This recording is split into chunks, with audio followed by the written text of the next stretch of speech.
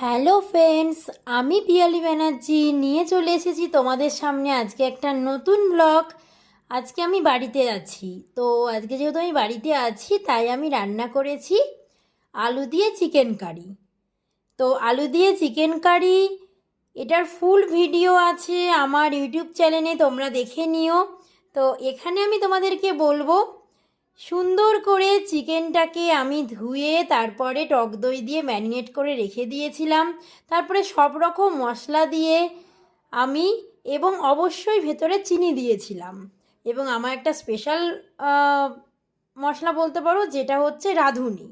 এবং বাকি আর কী কী মশলা দিয়েছি সেগুলো দেখতে গেলে, সেগুলো জানতে গেলে আমার চ্যানেলটাকে সাবস্ক্রাইব করতে হবে, এবং প্রচুর প্রচুর শেয়ার করতে হবে, এবং লাইক করতে হবে, কমেন্ট করতে হবে।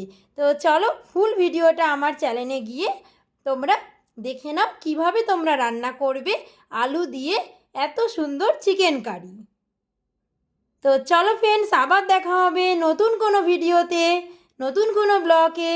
ততক্ষণ পর্যন্ত তোমরা সবাই ভালো থেকো, সবাইকে ভালো রেখো, আর আমার চ্যানেলটাকে সাবস্ক্রাইব করো, এবং প্রচুর প্রচুর শেয়ার করো, লাইক করো, কমেন্ট করো। ততক্ষণ পর্যন্ত টাটা।